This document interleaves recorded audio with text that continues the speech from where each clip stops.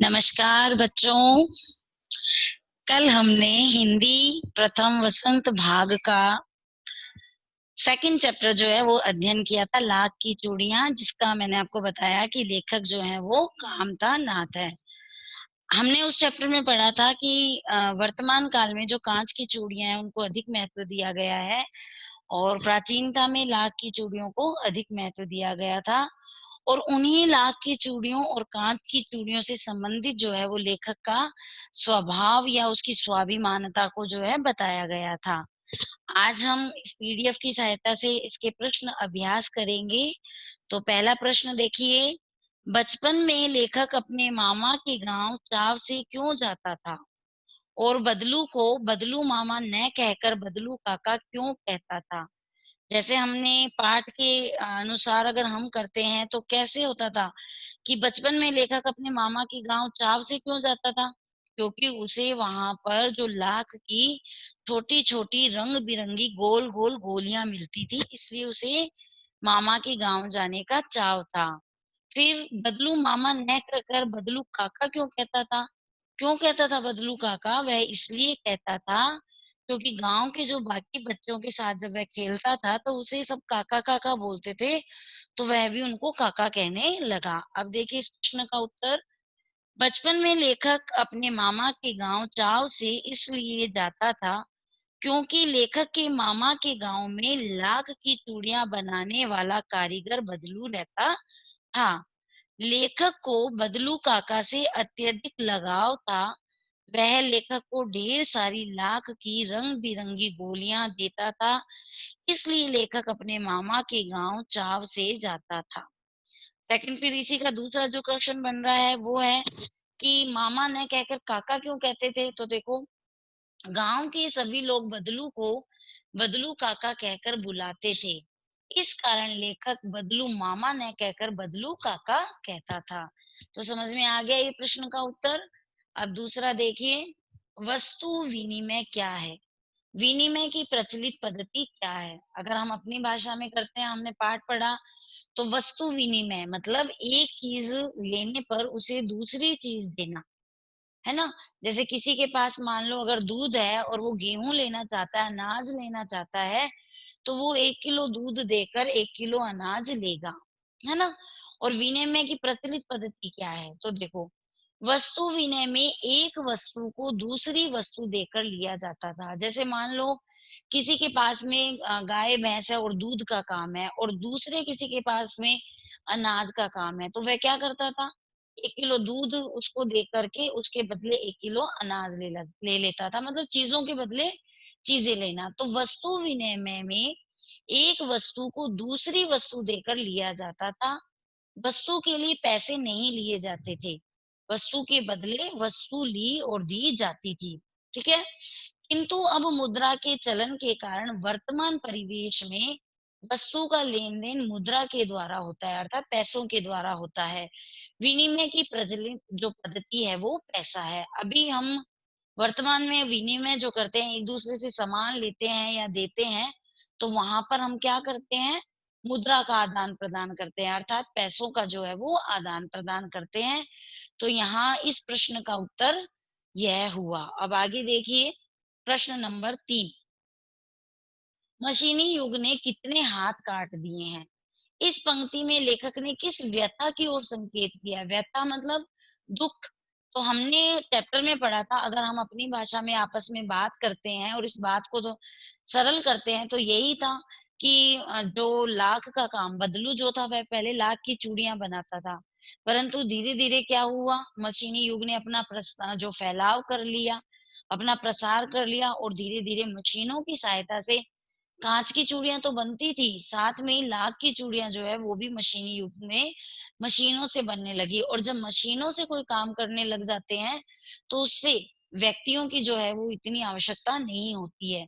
तो हम अपनी भाषा में इसको ऐसे करेंगे, परंतु जो पुस्तकीय भाषा है उसमें इसका उत्तर कैसे बनता है वो देखो। पहले प्रश्न को समझो कि मशीनी युग ने कितने हाथ काट दिए। हाथ काटने का मतलब ये नहीं है कि अपने हैंड को काट दिया है, नहीं, यहाँ पर कितने लोगों को बेरोजगार कर दिया, है ना। भाई पहले लोग जब काम करते थे खेतों में, जैसे मान लो जो काम 20 जनों को करना होता था, तो 20 जने उस काम में लगते थे, परंतु जब से मशीनों का प्रचलन हुआ या मशीनें लगी, तो उन 20 आदमियों को काट करके, उन आदमियों को कम करके 2 या 3 आदमी भी उस काम को कर सकते हैं।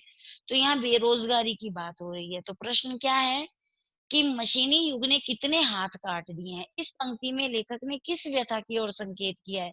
कौन-सी दुःख है, कौन-सी बात है जिसकी ओर लेखक ने जो है संकेत किया है? तो देखिए उत्तर, इस पंक्ति में लेखक ने कारीगरों की व्यथा की ओर संकेत किया है। यहाँ पर जो कारीगर आए हैं उसका क्या मतलब है? जो किसी कार्य को करने में निपुण होते हैं, है ना? वो कारीगर होते हैं।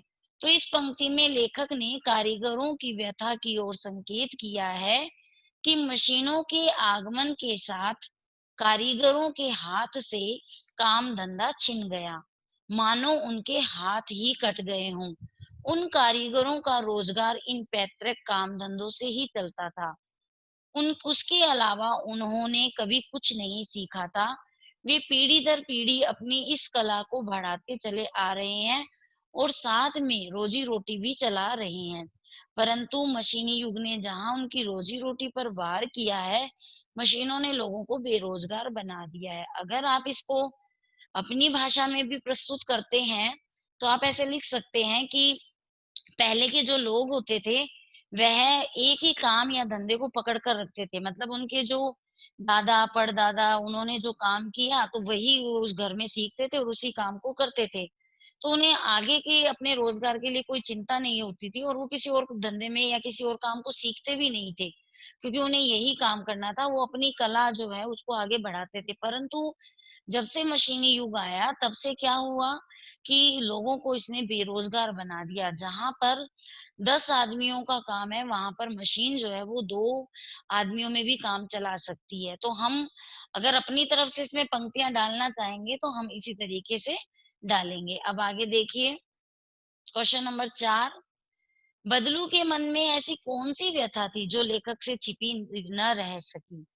बदलू के मन में, जो बदलू था, जो लाख की चूड़ियाँ बनाता था, उसके मन में कौन-सी व्यथा थी? व्यथा मतलब कौन-सी ऐसी तकलीफ, दुःख था, ऐसी कौन-सी बात छिपी हुई थी जो लेखक से छिपी न रह सकी? तो देखो, बदलू लाख की चूड़ियाँ बेचा करता था। हमें पता ही है कि बदलू जो है वो लाख की चूड़ियों का काम करता था। परंतु जैसे-जैसे काँच की चूड़ियों का प्रचलन बढ़ता गया, उसका जो व्यवसाय था, किसका व्यवसाय? लाख की चूड़ियों का जो व्यवसाय था, वो ठप पड़ने लगा। अपने व्यवसाय की यह दुर्दशा बदलू को मन ही मन कचोटती थी। बदलू के मन में इस बात की व्यथा थी कि मशीनी युग के प्रभाव स्वरूप उस जैसे अनेक कारीगरों को बेरोजगारी और उपेक्षा का शिकार होना पड़ा है। अब लोग कारीगरी की कद्र न करके दिखावटी चमक पर अधिक ध्यान देते हैं। यह व्यथा लेखक से छिपी न रह सकी। आप अगर अपनी भाषा में इसको करते हो तो कैसे करोगे? यही कि लेखक जो है वो इस बात को है जान चुका था, उसकी जो मन की व्यथा थी बदलू की, कि यही चल रही थी उसके मन में कि अब काँच की चूड़ियों का जो है प्रचलन बढ़ गया है और जो लाख की चूड़ियों का व्यवसाय है वो ठप पड़ने लगा है। और जैसी दुर्दशा बदलू अपनी सोचता है, वैसे ही वो सोचता है कि जो और कार्य करने वाले लोग हैं उनकी भी यही दशा होगी। तो उसका मन जो है वो दुखी होता था और वो सोचता था कि मशीनी युग के जो प्रभाव स्वरूप जो है अनेक कारीगरों और बेरोजगारों को जो है शिकार होना पड़ा। और अब जो लोग हैं वो दिखावे पर ज्यादा जाते हैं। लोग झूठी जो शान होती है या जो झूठी चमक दिखती है, लोग उस पर जाते हैं। तो इस प्रकार की व्यथा जो है वो लेखक से छिपी न रह सकी। बदलू की व्यथा को जो लेखक है वो समझ चुका था। समझ में आ गया? अगला क्वेश्चन नंबर 5 देखिए, मशीनी युग से बदलू के जीवन में क्या बदलाव आया? प्रश्न क्या है कि जब मशीनी युग चल पड़ा, मशीनों से सारे काम होने लगे, तो बदलू के जीवन में क्या प्रभाव बदलाव आया? बदलू का जो जीवन है वो कैसे बदल गया? तो देखो उत्तर, मशीनी युग से बदलू के जीवन में यह बदलाव आया कि बदलू का व्यवसाय जो है वो बंद हो गया। वह बेरोजगार हो गया। काम न करने से उसका शरीर भी ढल गया। उसके हाथों, माथे पर जो है वो नसें उभर आई। अब वह बीमार रहने लगा। ये जब हमने पढ़ा ही था कि बदलू के गाँव में जो है वो अपने मामा के गाँव में बदलू के पास ज़्यादा जाता है क्योंकि उसके रंगीन-रंगीन छोटी-छोटी गोलियाँ मिलती है। परंतु जब वो पहले आया था, और 7-8 साल के बाद में जब लेखक आया था, तब क्या हुआ तो उसने जो मशीनी युग था उसके बारे में जो है यहाँ पर बताया कि मशीनी युग से बदलू के जीवन में क्या बदलाव आया, तो यही बदलाव आया था। एक तो उसका जो लाख का काम चल रहा था वो व्यवसाय बंद हो गया था, और व्यवसाय बंद होने के कारण उसके पास कोई रोजी-रोटी का साधन नहीं था, तो वह बेरोजगार हो गया था। ठीक है? और जब व्यक्ति काम नहीं करता तो उसका शरीर जो है वो बीमारियों से ग्रस्त हो जाता है ना? और खाली बैठे-बैठे व्यक्ति की वैसे ही समस्याओं से वो समस्याओं में आने लग जाता है। तो यहाँ पर भी यही चीज़ कही गई है कि काम ना करने से उसका जो शरीर भी ढल गया, उसके हाथों, माथे पर जो है वो नसें उभर आई, अब वह बीमार रहने लगा। तो अब प्रश्न नंबर 6 देखो कि लाख की वस्तुओं का निर्माण भारत के किन-किन राज्यों में होता है? लाख से चूड़ियों के अतिरिक्त क्या-क्या चीज़ें बनती है, ज्ञात कीजिए। अब यहाँ पर ये प्रश्न जो है वो हमारे ज्ञानवर्धक के लिए दिया गया है, ज्ञान को बढ़ाने के लिए दिया गया है, क्योंकि पहले ही हमने पाठ में पढ़ा था कि धीरे-धीरे लोग जो है वो पौराणिक चीज़ों को छोड़ रहे हैं, है ना? लोग अब नई-नई स्टाइल में आ रहे हैं और शहरों की तरफ ज़्यादा गमन हो रहा है लोगों का। तो यहाँ पर ये प्रश्न जो है वो इसीलिए इस पुस्तक में डाला गया है। देखो प्रश्न को ध्यान से पढ़ो कि लाख की वस्तुओं का निर्माण भारत के किन-किन राज्यों में होता है? लाख से चूड़ियों के अतिरिक्त क्या-क्या चीज़ें बनती है, ज्ञात कीजिए।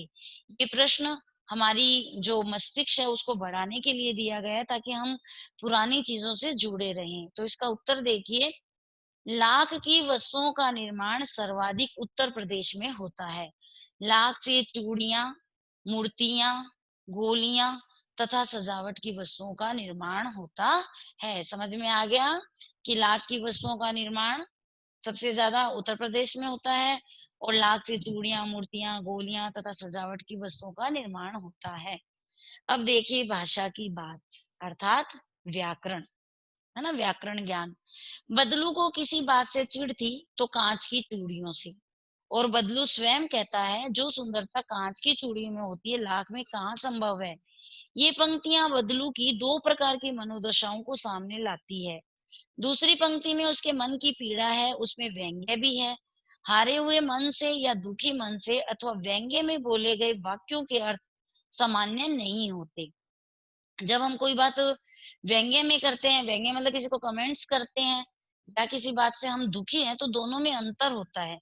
कुछ व्यंग्य वाक्यों को ध्यानपूर्वक समझकर एकत्र कीजिए और उनके भीतरी अर्थ की जो है व्याख्या करके लिखिए। यहाँ पर पहले पूरा एक सेंटेंस, एक वाक्यांश दे दिया गया और आपको बताया गया कि एक व्यंग्य की बात है और एक दुखी की बात है। तो हमें इस प्रश्न में क्या करना है, कुछ व्यंग्य जो वाक्य हैं उनको ध्यानपूर्वक समझेंगे और फिर उसके बाद में हम उसको जो है उसके भीतरी अर्थ की व्याख्या करके लिखेंगे। तो देखिए जैसे व्यंग्य वाक्य, अब पहले जैसी औलाद कहाँ? अब ये व्यंग्य किया गया। अब आजकल जैसे वर्तमान में जो औलादें हैं वो थोड़ी-सी शैतान होती है। पहले जैसे बच्चे और अब जो बच्चे हैं दोनों में काफ़ी अंतर आ गया है। तो ये व्यंग्य वाक्य है कि अब पहले जैसी औलाद कहाँ? अब इसकी व्याख्या करेंगे तो कैसे करेंगे? आजकल किसी भी बुजुर्ग के मुख से आम तौर पर यह सुनने मिलता है, जिसमें उनके हृदय में छिपा दुख और व्यंग्य देखने मिलता है। उनका मानना है कि आजकल की संतान बुजुर्गों को अधिक सम्मान नहीं देती। समझ में आ गया ये व्यंग्य कि क्या कहना चाह रहा है? कि कोई भी जो है वो आमतौर पर यह सुन बुजुर्ग बुजुर्ग मतलब जो पुराने लोग हैं या जो हमारे दादी, नाना ये सब हैं, उनके मुँह से यही सुनने को मिलता है और उनके हृदय में ऐसी पहले जो बातें थी बच्चों जैसी वो अब नहीं रही है। तो एक हृदय में छिपा दुःख और व्यंग्य मिलता है और वो हमेशा कहते हैं कि पहले की जो संतान होती थी वो अधिक सम्मान देती थी, परंतु आजकल की जो औलादें हैं वो सम्मान नहीं देती। तो इसलिए हमेशा हम सुनते हैं ना कई बार वृद्धजनों से या हमारे घर के जो बड़े लोग हैं उनसे सुनते हैं कि अब पहले जैसी औलाद कहाँ है। ठीक है? तो अब क्वेश्चन नंबर 2 देखिए, बदलू कहानी की दृष्टि से पात्र है। ये एक चैप्टर में ये जो हमने पाठ पढ़ा है इसमें एक पात्र है बदलू, और भाषा की बात की दृष्टि से अर्थात व्याकरण की दृष्टि से संज्ञा है। किसी भी व्यक्ति यहाँ पर संज्ञा को दर्शाया गया है कि किसी भी व्यक्ति, स्थान, वस्तु, विचार अथवा भाव को संज्ञा कहते हैं। संज्ञा को 3 वेदों में, ये संज्ञा इसलिए यहाँ पर हमें व्याकरण ज्ञान में समझाया गया है क्योंकि बदलू हो गया तो वह संज्ञा के रूप में आ गया।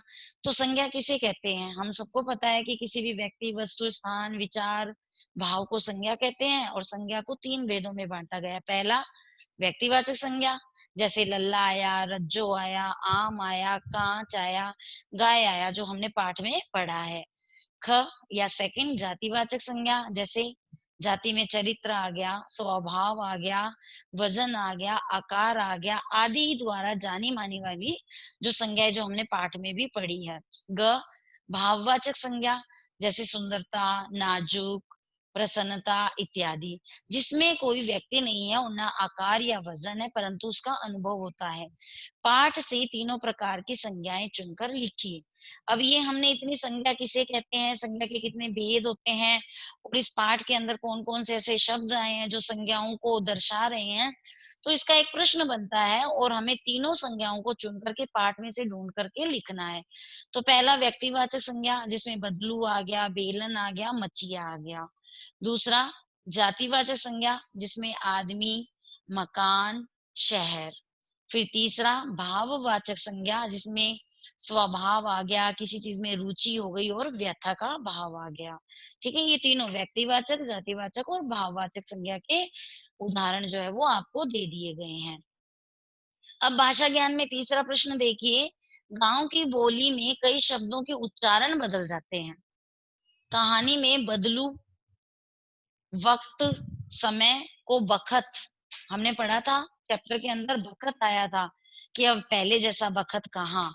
उम्र, जैसे वय और आयु हो गई, को उम्र कहते हैं। अगर हम लौकिक भाषा में भी देखें तो उम्र न कहकर उमर, कितनी उम्र का हुआ है तो ऐसे कहते हैं। इस तरह के अन्य शब्द जो है आपको खोजने हैं और वह किन के रूप में परिवर्तन हुए हैं, अर्थ में नहीं, वो भी बताना है। जैसे इंसान तो मनुष्य, रंज, रंज होता है दुख, किसी बात की रंजिश होना है ना, दुख। गम, मायूसी। जिंदगी, जिंदगी, जीवन।